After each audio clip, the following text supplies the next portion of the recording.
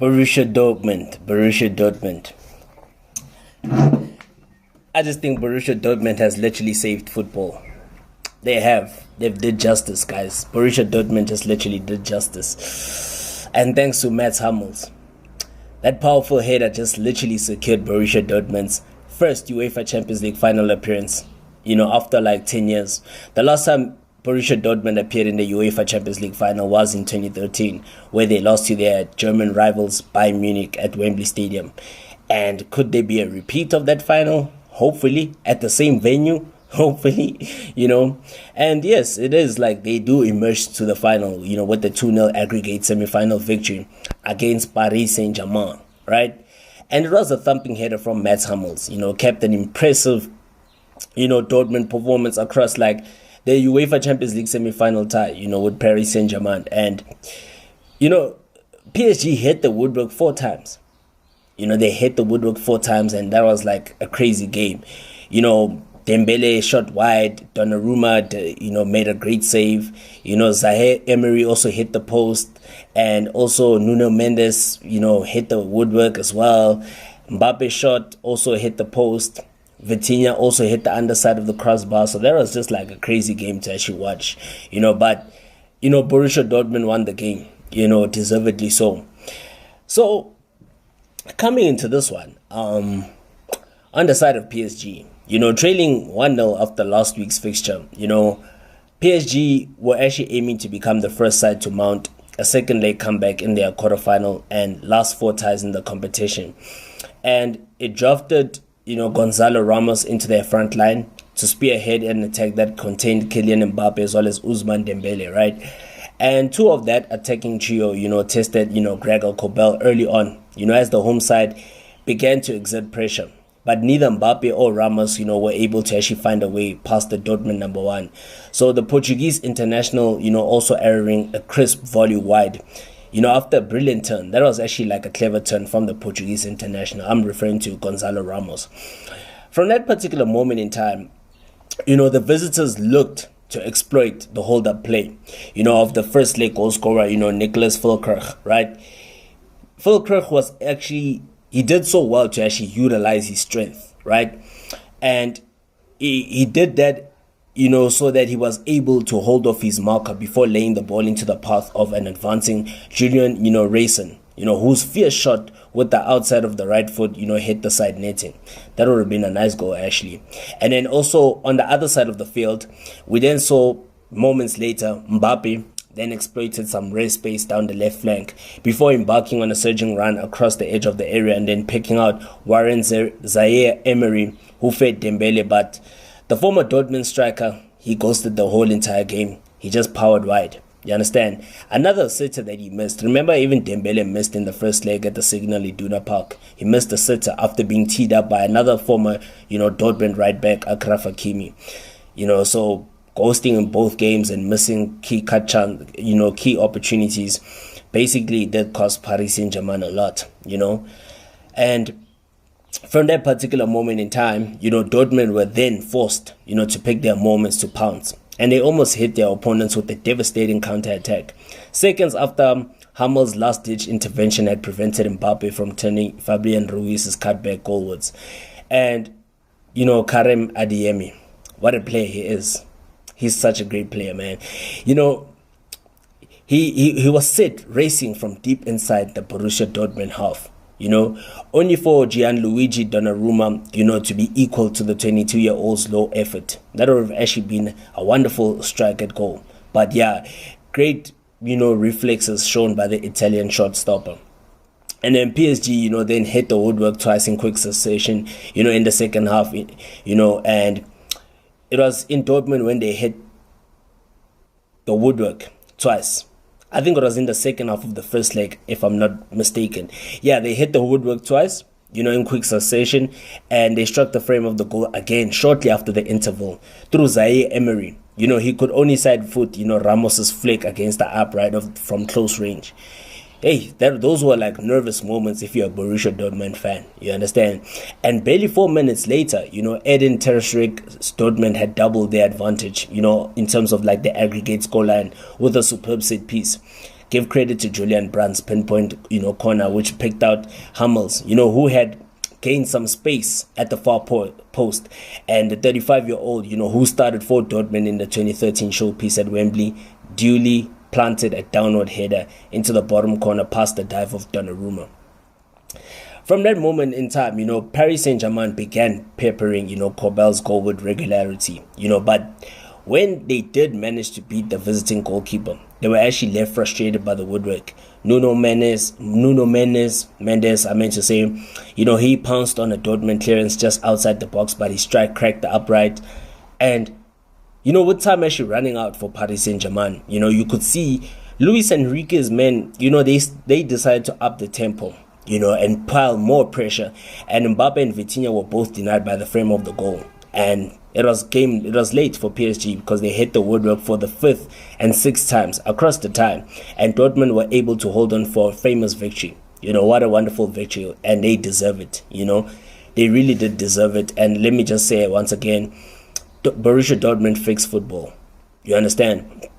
And give credit once again to, Mats Hummels. What a emphatic display he put up. He put up an array of defensive work, including the blocks, interceptions, tackles, clearances. Plus, he actually showed great leadership at the back. And of course, he provided the goal. So, what a great player he is. What a great servant he has been for Borussia Dortmund, right? And look, if you are to look at how both teams actually, played in this particular game, is the fact that, you look at PSG, Paris Saint-Germain, the old adage rings true once more. The biggest games are decided by the finest of margins. And it appears like that those margins are the widths of the woodwork. Because if you look at it from an attacking perspective, right? PSG couldn't have done much more, but untimely, Dortmund's yellow wall demonstrated a masterclass of resilience and resolve. And it is a Champions League campaign to be proud of for Luis Enrique's men, but a famous finale evades their clutches once again. And you look at the Germans, Borussia Dortmund, once again, Dortmund showed that a strong team is more than the sum of, its individual parts.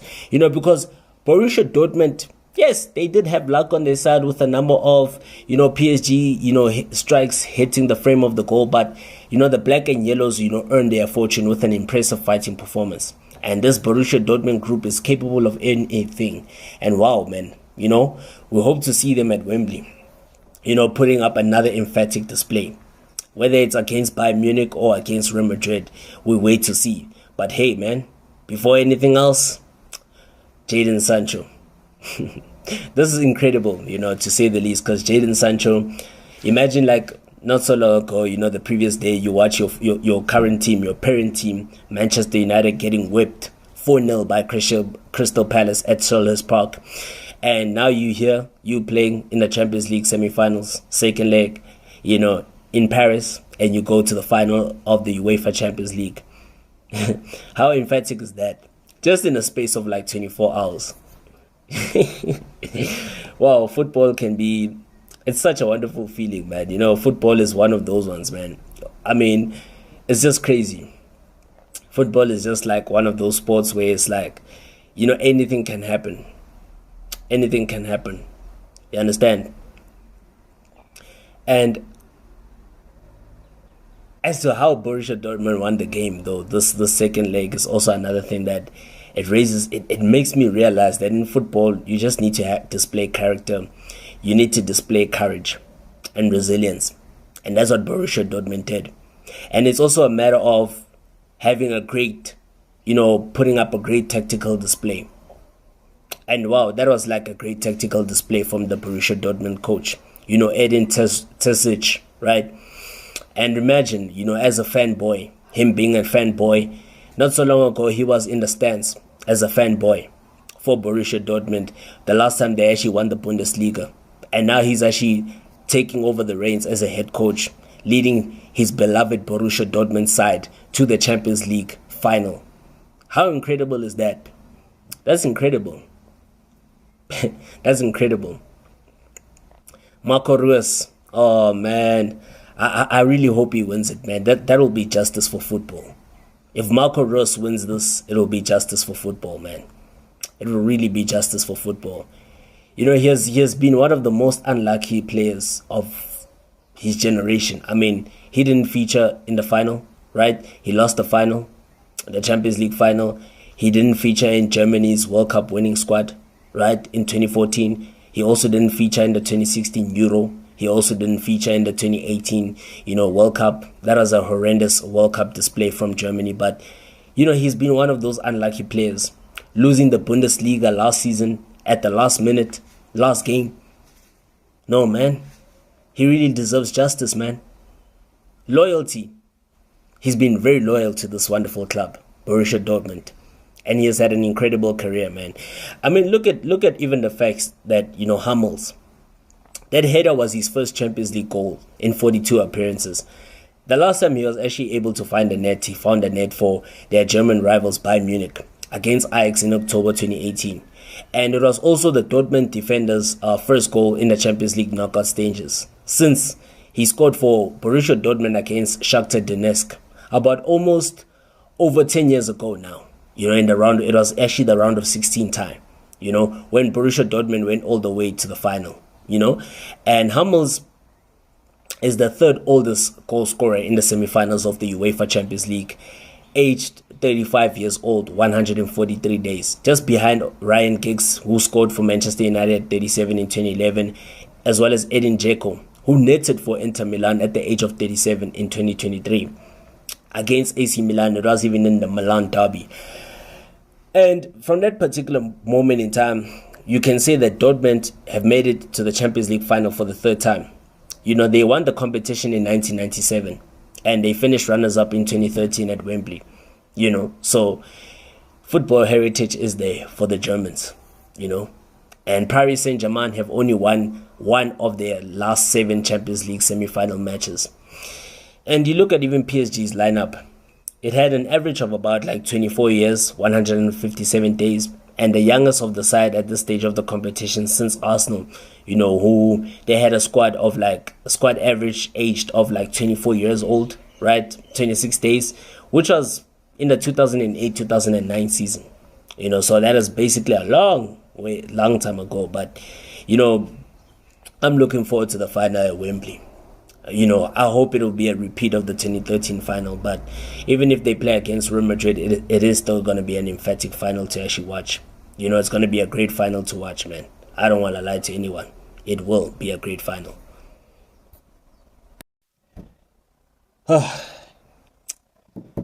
Real Madrid once again.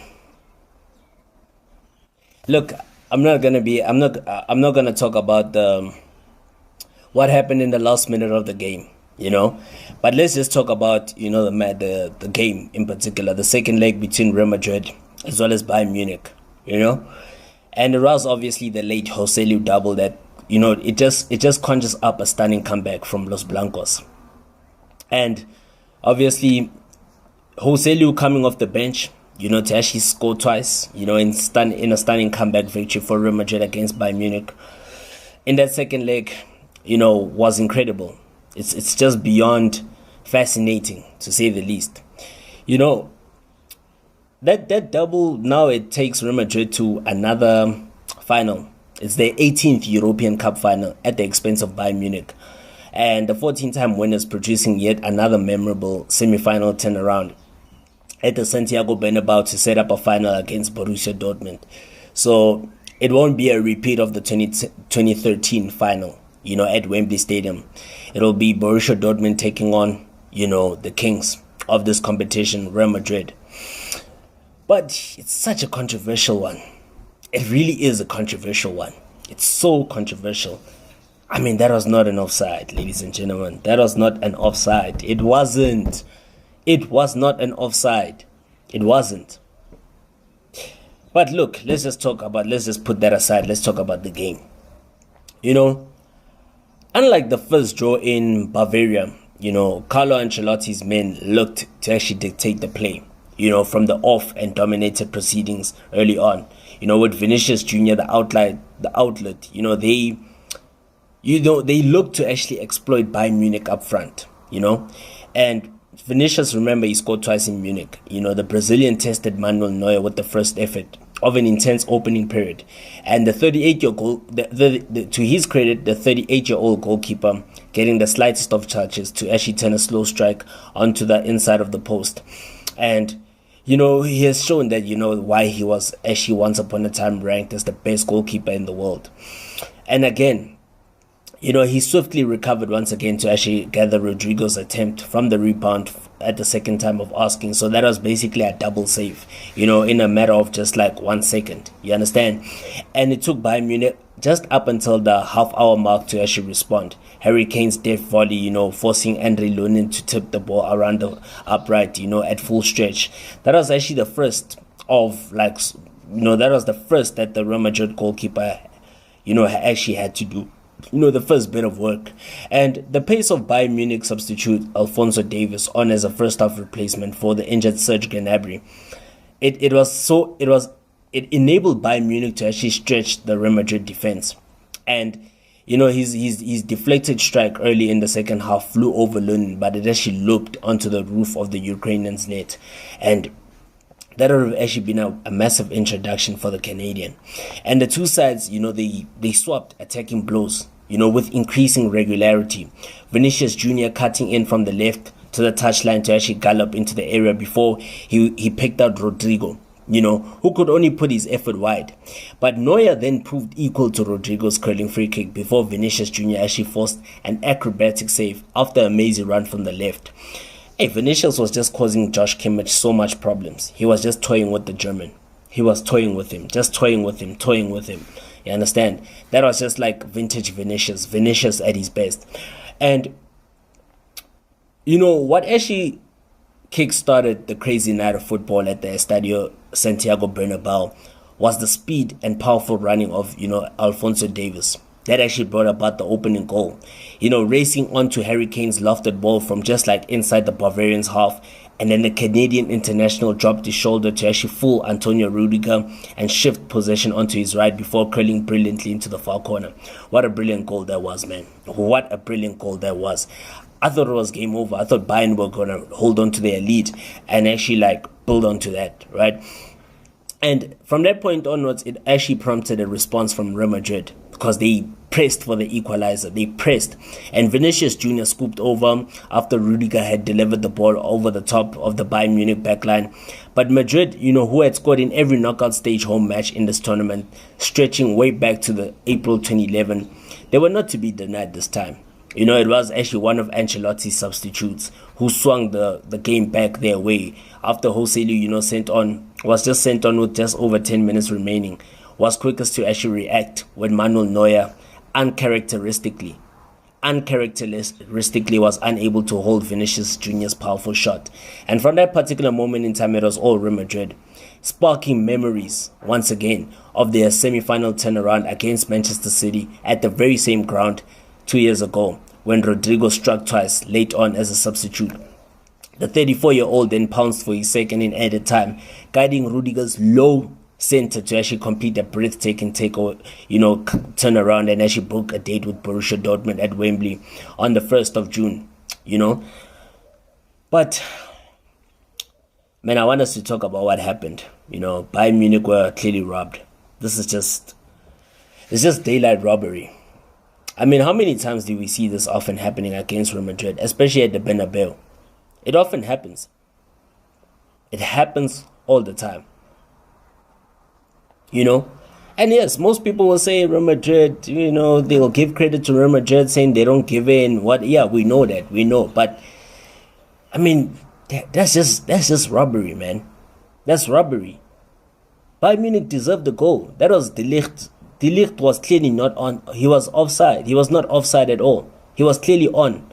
He was not interfering with play. I don't understand where was the offside in that. And for the fact that the referee didn't even check, the VAR monitor, it says a lot. It raises so much suspicion. A lot. And it has been happening with Real Madrid, man. It has been happening for a long time. Yes, Joselu has now scored 5 goals in his last 7 Champions League appearances, And the Spanish international is the third substitute to score twice in a Champions League semi-final match, after Liverpool's Jorginho Wijnaldum against Barcelona and Rodrigo against Manchester City. And Ancelotti will actually make his 6th UEFA Champions League final appearance as a coach, further extending his competition record. And then Toni Kroos became the 7th player to reach 150 appearances, in the UEFA Champions League. He's only the 2nd German to do so, after Thomas Müller of Bayern Munich. And Real Madrid, they've now played in his 20th semi-final match of the tournament, with only Cristiano Ronaldo, who has played 21 Champions League matches, featuring in, the semi-finals more often than Toni Kroos, right?